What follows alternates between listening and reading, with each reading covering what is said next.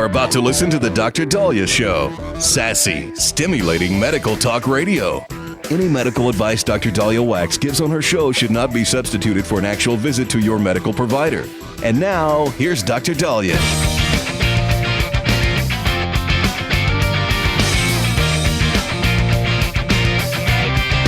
We are back on the Dr. Daliah Show. Thank you all for tuning in. 1-877-DOC-DALI, 1-877-DOC-DALI. All right, so happy news yesterday. After 286 days in space, Suni Williams and Dutch Wilmore came back. Hallelujah, praise the Lord. And we were watching the capsular capture, and then coming out of the capsule. Thank you, SpaceX, for bringing them back, as well as Crew 9. And seeing them brought out of the capsule, which, by the way, I kept thinking they have to pee, because they were in the capsule, coming back to Earth. Every time I get off a roller coaster, I have to pee. Maybe it's because I was nervous or because I was up really high. And so it took a long time. Actually a short time in terms of history, in terms of getting them from the splash landing back onto a platform where they could then come out and, be examined and all that. But still, it was at least over an hour. So I was really surprised that they were able to hold their bladders as well as they did. But when you saw them take out the individuals and have them board, they immediately had them sit down. And then they wheeled them off. And they did that for a variety of reasons. One is they haven't been in a real life gravity. They haven't been on Earth for 286 days. Two, their vestibular system could be off, where they might not be able to grasp balance. They also can be very nauseated. And so they immediately wanted them, in case they had muscle weakness, atrophy, bone loss, which we're going to talk about, which sadly are things that the astronauts could be facing now, not to mention cardiac output and their hearts changing, being out in space for almost a year. They immediately had them sit down. They were waving. They were happy. I started to cry. I was just so happy to see them. I'm just so glad they came back. But it should have never happened. They're, thank God they're fine. I know there's bigger travesties happening on the Earth every day, but it's something like that could have been prevented. And when something like that could be prevented, it's ridiculous. And then not to mention the delay in getting them back. And so, fortunately, SpaceX, kudos to Elon Musk and Trump for helping get them back, and the NASA crew for doing all they did. So Butch Wilmore and Suni Williams, now what are they facing? What changes do they have now after 286 days in space? So one is, you might notice their height could be a little bit different. They might look a little taller. So, here we are with gravity, where our discs compress our cartilage that's in between the discs, and we end up getting shorter with time and with gravity.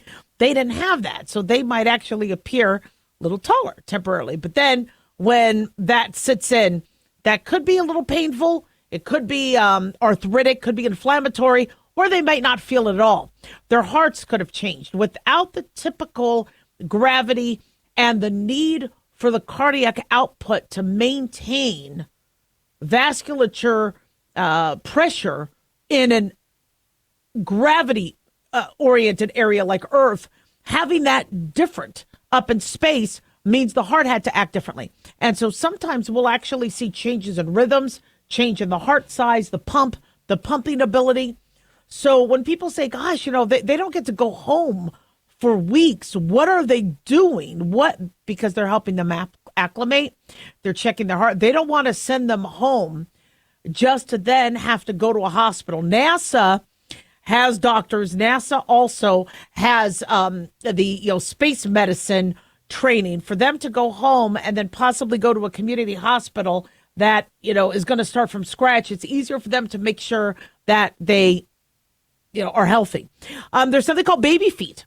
You're going to hear that the astronauts, Dutch and Suni, are not Dutch, Butch and Suni. I'm sorry. Butch and Suni are at risk for baby feet. Baby feet happens. It's not the biggest thing in the world, but we callus up our feet because I like to walk around barefoot. And so our feet get very worn down. But when you're in space and nothing's really, putting pressure on your feet become nice and smooth. And so they say that they might be at risk for baby feet.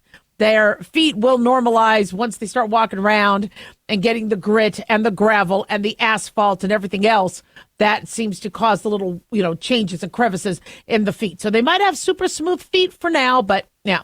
There's also eye issues that sadly they could be at risk for. So with the eye issues, I want to, it's called spaceflight associated neuroocular syndrome.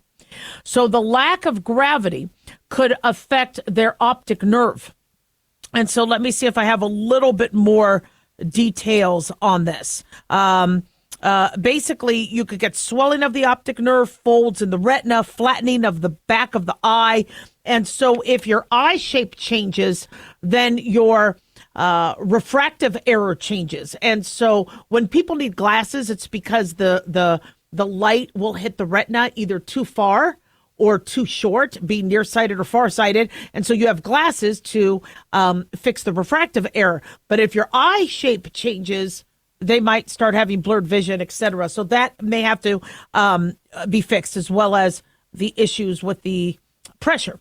The bone loss and the muscle mass cannot be understated. This is probably one of the biggest, most common risks, where if you're not using your bones, if you don't use them, you lose them.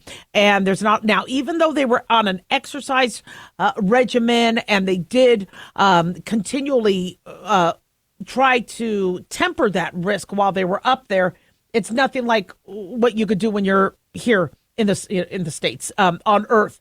So their bone mass and their muscle mass has dropped significantly. So that needs to be addressed as well. And that's going to take some time. So, and then also we are concerned about the cancer risk. They were exposed to an ungodly amount of radiation. And I believe astronauts are at a higher risk, at least 3% higher risk of cancer. So they are also going to be screening them for them.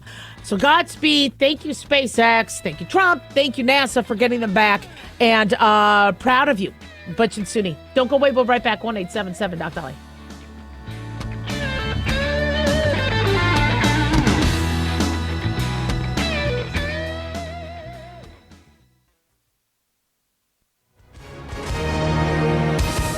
Hi, everyone. If you've been injured in an accident and think you deserve compensation, listen up. We have legal professionals standing by right now to answer your questions for free. They'll tell you if you have a case and how much it's potentially worth. Call 800-710-5100. I'm here with spokesman John Wolf. So, John, tell our listeners who should call right now. Well, Maria, first off, thank you for having me join you to answer the listeners' questions. Now, as far as who should call in, anyone who's been injured in an accident and think you deserve compensation, give us a call right now and find out how much your case is potentially worth. Call 800-710-5100. Thanks, John. You heard it, folks. If you think you deserve compensation, call now to find out how much you qualify for. 800-710-5100. Advertisement sponsored by Legal Help Center. May not be available in all states. At Hot Shot Secret, we share the science behind common diesel problems. For example, diesel fuel cetane levels. The cetane rating in diesel fuel is 42 to 45. Most diesel engines operate more efficiently with a cetane rating of 48 to 50. One treatment of Hot Shot Secret Diesel Extreme will raise your cetane 7 points, increase fuel economy, and improve cold starts. Hot Shot Secret Diesel Extreme is available nationwide at truck stops, fine farm and auto stores, and online at hotshotsecret.com. Hot Shot Secret, powered by science. In a study, it was found that 33% of 44 herbal supplements had no trace of the advertised herb. Don't let that happen to you. Hi, this is Dr. Mitch. If you want to ensure quality, please go to totalwellness.com. Supplements made for physicians, only now available to you too. totalwellness.com, helping you to look good, feel good, and enjoy total wellness.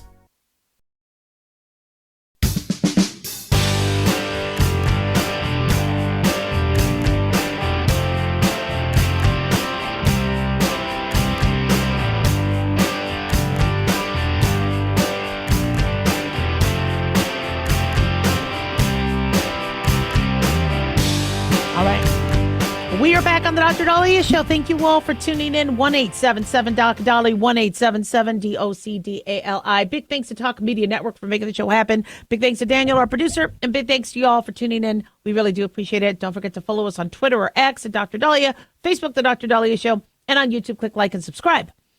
So years ago, one of my buddies had gotten a Tesla, and I had asked, oh, do you like it? Why did you get one? Now, it was like, new. And one of the things they said was, for all the reasons that they thought Teslas were cool, but they added, and this way nobody gives me any, and to use a word for poop.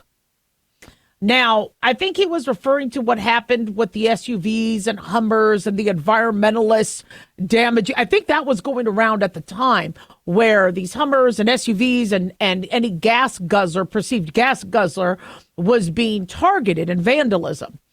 And so the idea of getting a Tesla so nobody gave you crap, so you would be safe from the woke mob or whoever, would protect you in a way. And I've said this once and I've said this again. If you ever think that you are on the safe side, it could be a matter of days, weeks, months, minutes that you are then on the unsafe side. The fact that we allow in the society for there to be a safe side and an unsafe side means a bigger problem exists. So those individuals who might have thought, look, if I got a Tesla, I'm on the safe side. Nobody's going to give me any trouble. The environmental people are happy. I look like now they're being targeted, which is disgusting, should never happen. But this is what's happening. So many of you heard in Las Vegas, a Las Vegas Tesla dealership has been one of the latest to be hit in these attacks called domestic terrorism, which is correct. And they had spray painted on the wall, resist, several Tesla vehicles. This was at a repair facility in Las Vegas, kind of near my neck of the woods. You saw multiple cars on fire. They used Molotov cocktails, from what we understand. And police departments, our local police department was on it. They did great. In fact, it was amazing at how quickly they did respond. But surveillance footage showed a person dressed in black shooting at the cars and igniting two of them with Molotov cocktails. There was one unexploded Molotov cocktail. Molotov cocktails where you have a bottle and filled with like alcohol or gasoline, and then you have a rag and you set the rag and you throw it. It's used a lot in warfare, like in terms of individuals who are not necessarily a part of a military, a organized military. But Molotov cocktails are used a lot, and they're used a lot in terrorism. And so you see the individual in black shooting at the cars. Thank God no injuries were reported. The fire department was able to extinguish the fires. And mind you, these were Teslas. So the fires could have gone on for a while, especially affecting our local air and our local water storage. But thank God that was, and that was, I don't want to say isolated, it's connected to others, but we don't know of any other Las Vegas attacks that happened at the same time. On March 3rd, 7 Tesla charging stations in a mall outside of Boston were set on fire. 5 days later, New York City, CNN said 6 protesters were arrested for occupying a showroom. In Colorado, a woman was accused of throwing Molotov cocktails and vandalizing vehicles and a showroom. And so, the lunacy doesn't stop there. There's this website called Dodge Quest. And I looked it up, and the cursor is a Molotov cocktail. And apparently what they're doing is they are outing individuals who own Teslas. From what I understand, they're giving their name, address, personal information. And you see wolves on the map, which is an icon used to show that an attack happened there, like the wolf pack decided to do their business there. And you're looking at this. And of course, whoever says this isn't domestic terrorism is out of their flipping mind. Of course this is. Terrorism, especially domestic terrorism, is a term used for people wanting to cause chaos, wanting to cause harm, targeting individuals, and putting people at risk.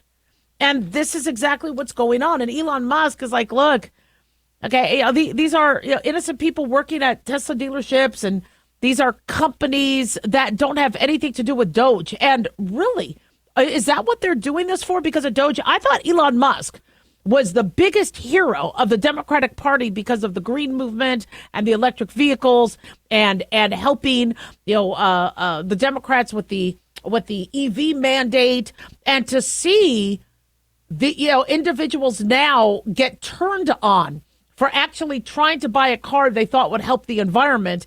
This is ridiculous. And boy, did people turn on Elon Musk. Why? Because he's trying to find waste, fraud, and abuse. I mean, is he really evil? You guys are using evil as a justification to say or to justify that what Elon Musk is doing is equal to that. No, it's not.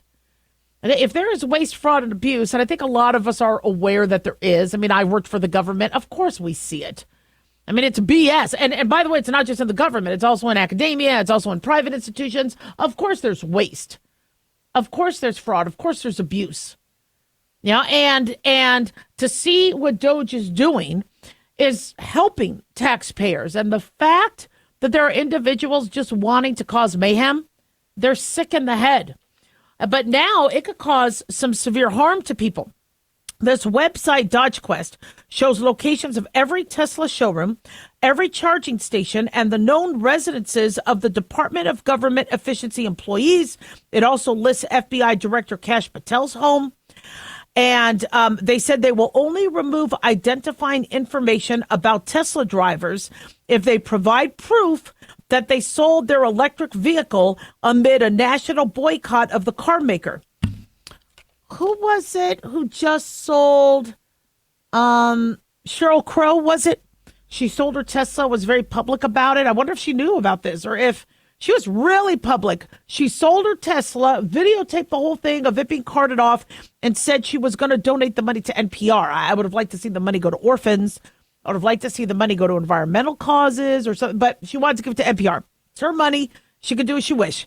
But she was very public about that, and I wonder if many individuals knew this was happening, and that now the next viral thing is, why don't we show our resistance to the Tesla owner? Although it really would be nice for somebody to thank Elon Musk and SpaceX for bringing back the NASA astronauts. I mean, if Americans are stuck in space, who are you going to call? Can't call Ghostbusters. Okay, you can't call Biden. Even Trump could. He's like, he had to go to Elon Musk to rescue them. You really want to go after somebody with that ingenuity? And I understand nobody wants him to have the power that he has. I get that some people are concerned about that. He wasn't confirmed by a Senate. He's now a kind of a semi-quasi government employee. And I understand some people might not like that, but to the degree where you're actually going to commit crimes, you're trying to out people, you are inciting violence, inciting terrorism, inciting vandalism, destruction of property. You burn a Tesla, you screw up the air for a while. You're screwing it for everybody else. And you're really, why? What's your cause? And so to me, the biggest story and the biggest moral of this is whoever is the hero of the month can very easily be the villain of the month. And for those of you going, well, you know what, I'm okay. They're not going to go after me because I'm going to appease the one side. They're going to go after you. Now, if everybody thinks, well, Hamas only went after Israelis, so they only killed women, raped them, beheaded babies if they were Israeli. So we're all, no, you're not. You don't think they're doing that to Palestinians? You think somebody who's LGBTQAI plus is allowed to have full freedom in Gaza under Hamas rule? If they act like that to one sliver and one small percentage of the population, I'm going to tell you right now, they're going to be like that to everybody. Nazi Germany. You saw Hitler. Hitler didn't just kill Jews. He killed Catholics. He killed gypsies. He killed LGBTQAI plus community members. He didn't care. And so hoping and praying that you are going to be on the good side, it never happens. As if there is evil, it's always going to turn around and come after you. So somebody needs to put a stop to this BS. 1-877 Doc Dolly.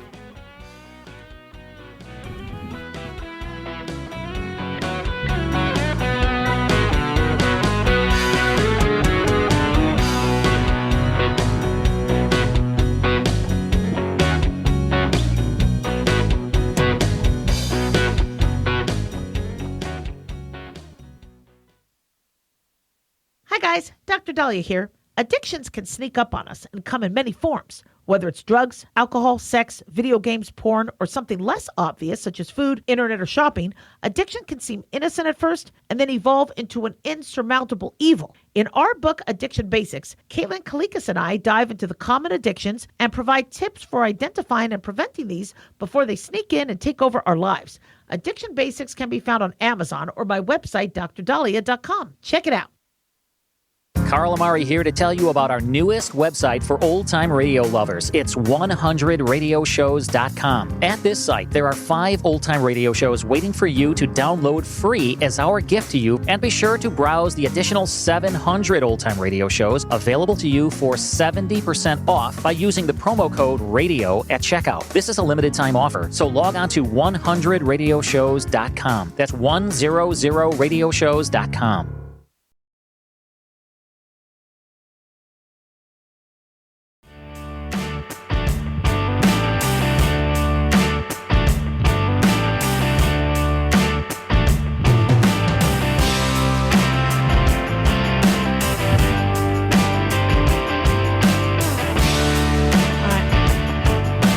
Back on the Dr. Daliah Show. Thank you all for tuning in. 1-877 Dr. Dali, 1-877 DOCDALI. So I didn't know this was happening.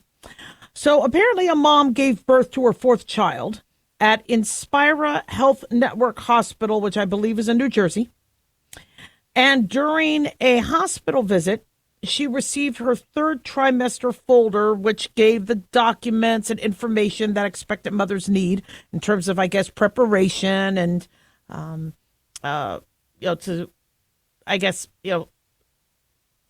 things that would need to be filled out before and after the birth, things like that. And when she reviewed the forms, apparently there was a questionnaire that was for her newborn, but she would fill it out because the newborn couldn't fill it out. And this had to do with sexual orientation and gender identity of the newborn, not her, of the newborn. Now, I know I'm not an embryologist. I understand that my knowledge and education in maternal fetal medicine was only limited to the years I was in medical school, but I'm a family doctor. But from what I know, an infant and a newborn does not necessarily have a sexual orientation. Gay, lesbian, bisexual. They don't know their sexual orientation. They're newborns.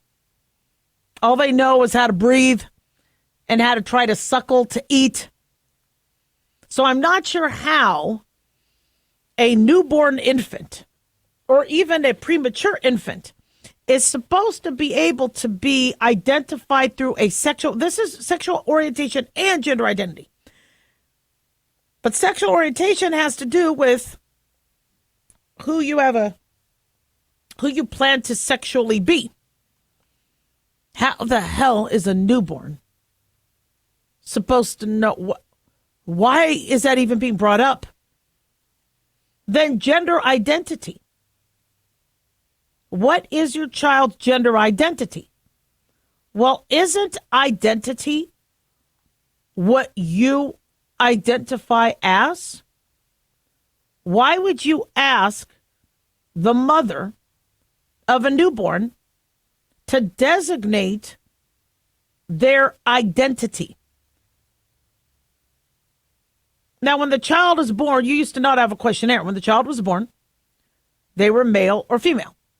if they were, the term used back then was hermaphrodite, or having both male and female parts, that would be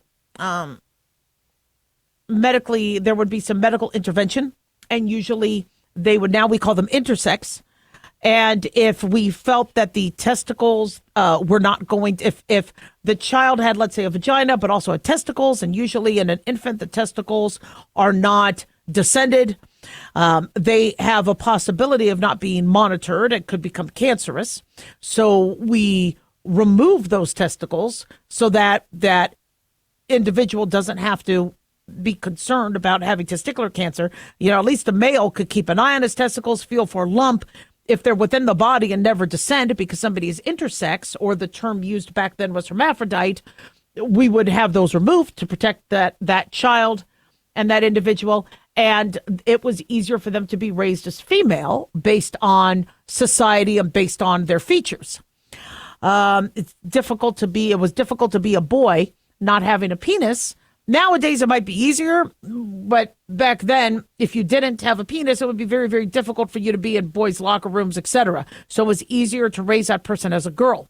They had a choice if they wanted to continue that way or not when they were older, but as an infant, that would be the intervention that might be done at that stage.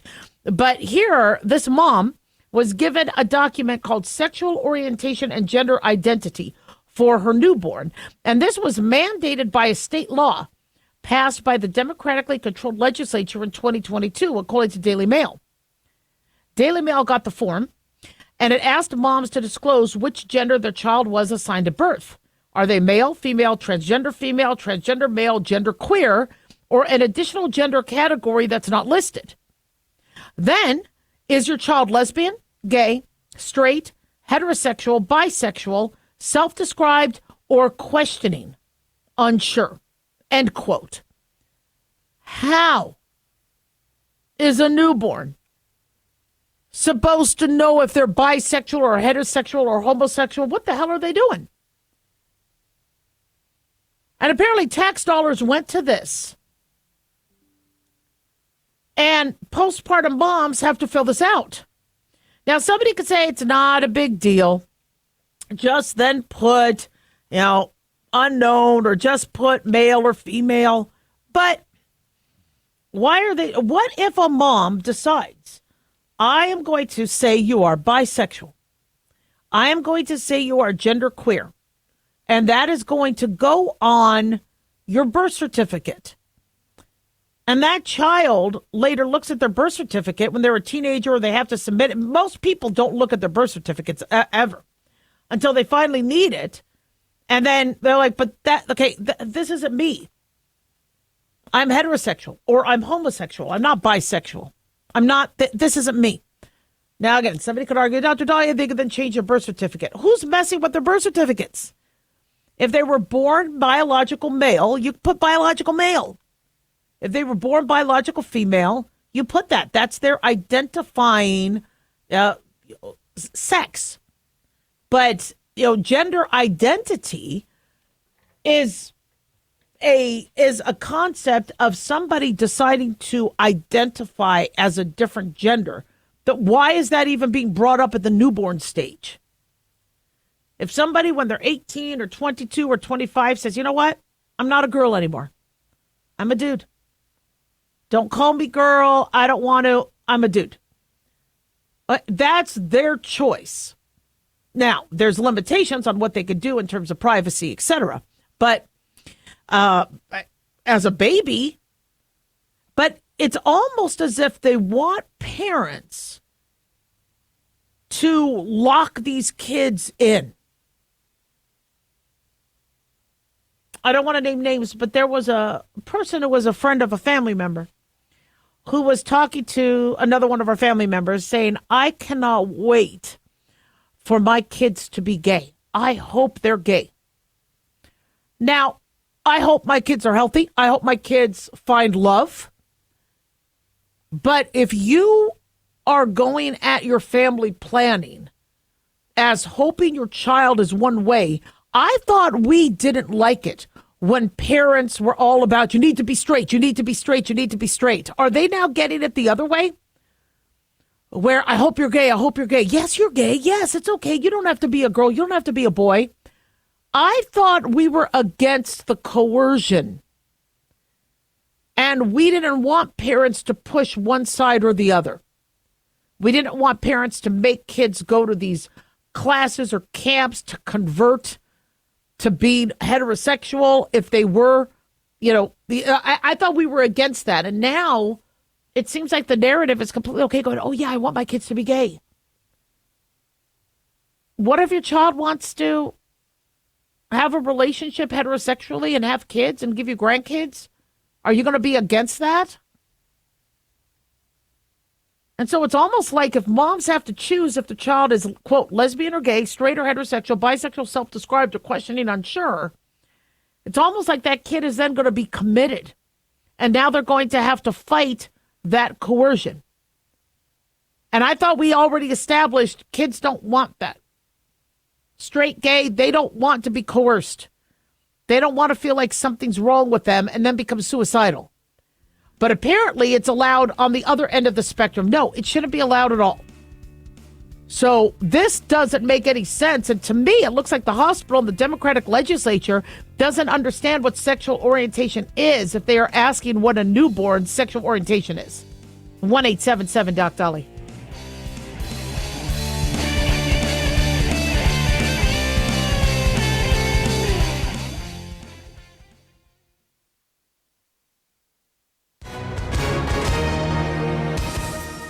Hi, everyone. If you've been injured in an accident and think you deserve compensation, listen up.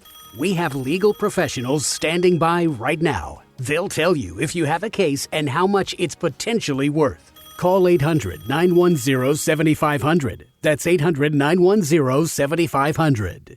Call now to find out how much your case could be worth. Advertisement sponsored by Legal Help Center. May not be available in all states. In a study, it was found that 33% of 44 herbal supplements had no trace of the advertised herb. Don't let that happen to you. Hi, this is Dr. Mitch. If you want to ensure quality, please go to TotalWellness.com. Supplements made for physicians only now available to you too. TotalWellness.com, helping you to look good, feel good, and enjoy total wellness. Self-reliance. It's not a phrase we hear much in our culture these days. It might conjure up images of pioneers, the West, rifles, strapping men, and strong women. But what does it mean for us in today's world? The New American Magazine has just released its latest collector's edition, Self-Reliance, Foundation of Freedom. In it, the New American authors outline the necessity of self-reliance for a free people, tips for self-reliant living, and the importance of not giving up hope. This unique edition includes articles on the self-sufficiency of the founders, preparing for a worst-case scenario, firearms, financial self-reliance, the importance of community, and many other topics by expert writers. Now, for a limited time, the New American is offering a bundle of 3 collector's editions, Self-Reliance, The Great Reset, and Trump World, for just $19.95. Available at shopjbs.org. Visit shopjbs.org today.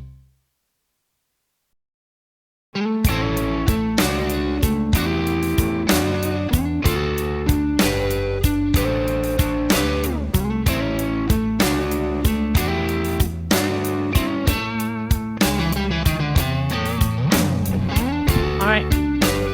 We are back on the Dr. Daliah Show. Thank you all for tuning in. 1-877-DOC-DOLLY, 1-877-DOC-DALI. So do you live with somebody who smokes pot? And are you worried about health effects from that, like secondhand pot smoke, etc.? You should be. Marijuana has been legalized in many states. And I told you, and now my volume's on. I apologize about that. And, I voted to legalize it in my neck of the woods because I wanted us to be able to study it. I wanted there to be an alternative as we were changing the way pain medications were being prescribed. And a lot of doctors are like, I'm out. I'm not going to write any. So I was worried there was going to be a pain epidemic and people were going to be really struggling to find something to manage their pain. And I also wanted the police freed up. They got other things to do. They have to be dealing with people burning down Tesla dealerships. They can't be dealing with small marijuana infractions. But I did not want it to be used epidemically like we're seeing it now. And I also never thought that it was 100% safe. And for years, people have been arguing with me, going, it doesn't kill people, it doesn't kill people. Well, I beg to differ. Remember that girl stabbed her boyfriend 108 times in California because she got marijuana-induced psychosis? Stabs him. And I think she got off fairly easy in the California court system because they said, well, she wasn't of her sound mind. It happened because of a drug-induced psychosis. I'm like, what the? So that means anybody that commits a crime is going to quickly do some weed so that they could say, well, that's what it was. It was the weed.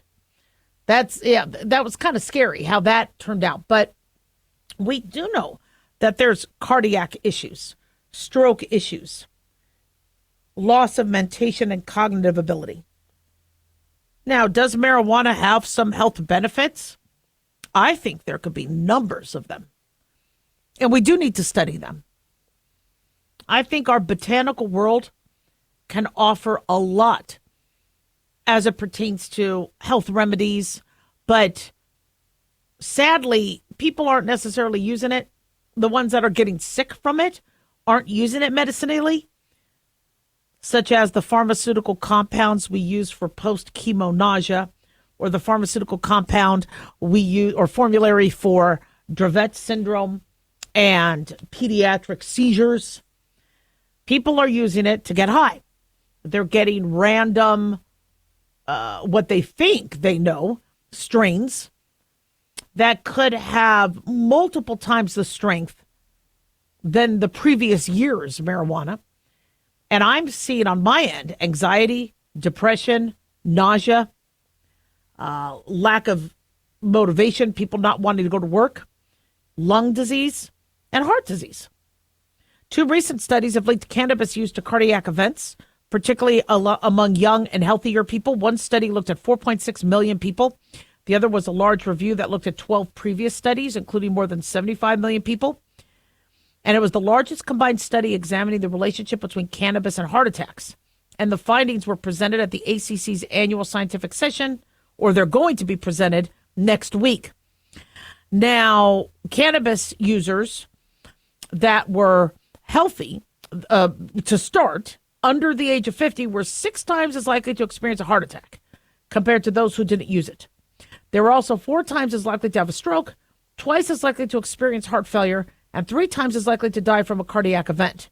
And the risk peaked as quickly as 1 hour after cannabis use.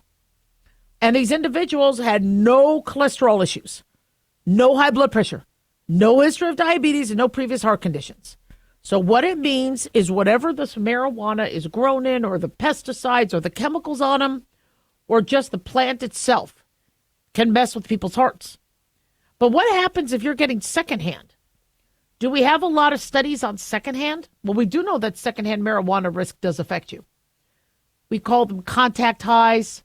You can actually fail a drug test if you have a roommate that's always smoking. And so if you have a family member that's messing you up, okay, you only have one life to live. And if they won't stop, you need to move. You cannot be around that. I told you I was lecturing to a high school, and one of the students they were just asking me. I told them, you guys could ask me anything you want about my career, about life, whatever. And somebody said, I don't know what to do with my parents, but they both smoke pot, and I have to smell it when they drive me to school. And then I smell of it. And I'm like, they're driving while smoking pot. I immediately turned to the teacher, because obviously that child needs some protection, right? Because she's driving in a car with people who are impaired. And the teacher said, I'll handle it. Yeah. But this is kind of what we're dealing with right now.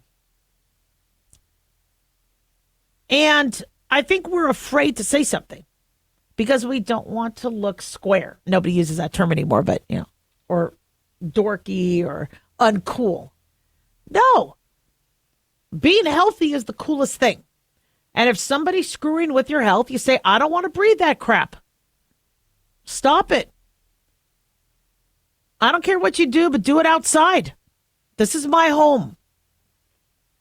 Go out on a balcony, go to a park, but it's my home too. All right. Well, then we'll agree to disagree, and one of us is moving out. And you need to be ready to leave if you have to.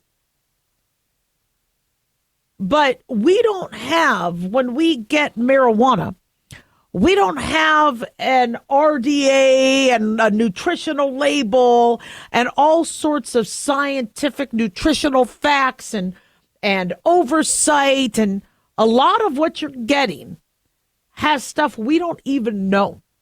And if you're getting it off the streets, it can have deadly drugs like fentanyl and other things laced with it. Your body's your temple. You got to protect it. And what I see people do, parents would ask me, why would my child put that into their body? Well, because they see nothing's happening to their friends. They don't see what's happening on a physiological level, on a microvascular level. They aren't looking at it microscopically or granularly. They're like, you know what? He got wasted. He had fun. He still got an A on his chemistry test. So I guess it's okay.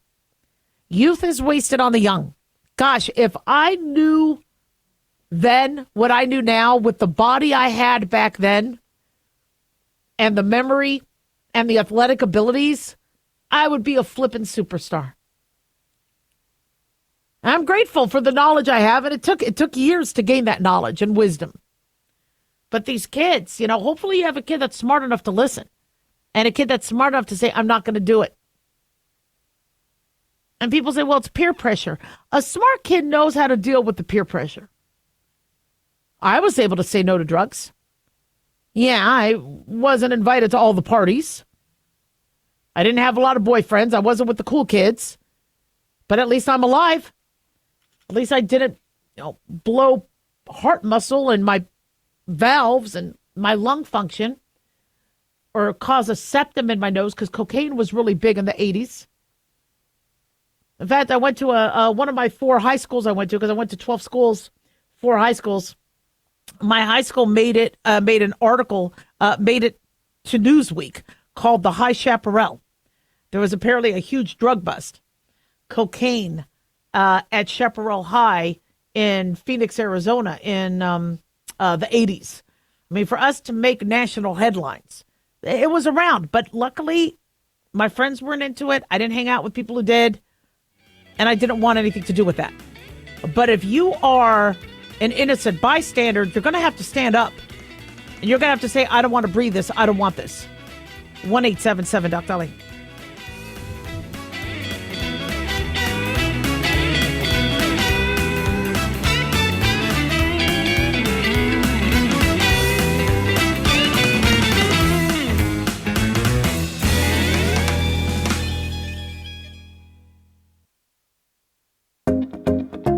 Did you know that healthy arteries make a gas? Yes, actually 3 known gases. Hi, I'm Dr. Mitch, and nitric oxide is a gas that's readily made all day long to keep our arteries open by relaxing the blood vessel walls. By doing this, our circulation is increased, bringing blood, oxygen, and nutrients to every part of your body. Both age and poor diet can lead to a loss of this precious gas, and in turn, blood pressure can go up, energy can go down, and you can get tingling in your hands and feet. Well, our product, Ultimate Nitric Oxide, can easily help fix this lack of nitric oxide. Go to TotalWellness.com. That's TotalWellness.com, where we are helping you to look good, feel good, and enjoy total wellness.